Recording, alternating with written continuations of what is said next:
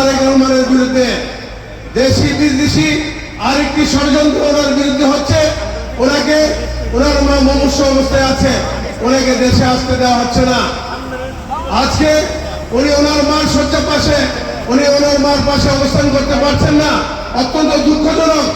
তাই আমরা ওনার জন্য, উনি যাতে ওনার মার শয্যার পাশে থাকতে পারে, আমরা দোয়া করি আল্লাহ যাতে ওনার মাকে সুস্থতা দান করে এবং উনি যাতে অচিরেই ওনার মার পাশে থাকতে পারে, ওনার মার সেবা দিতে পারে এবং মার অসুস্থতা কালে মাকে যাতে কাছে থেকে সেবা দিতে পারে সেই আশাবাদ ব্যক্ত করে শহীদ প্রেসিডেন্ট জিয়াউর রহমান এই দেশের স্বাধীনতা ঘোষণা করেছিলেন।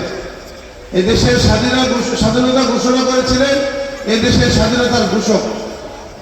এই দেশের স্বাধীনতা ঘোষণা করার পরে সিপাহী জনতার বিপ্লবের মাধ্যমে ওনাকে আবার পুনরায় ক্ষমতায় বসেছিল এই দেশের সিপাহী জনতার বিপ্লবের মাধ্যমে।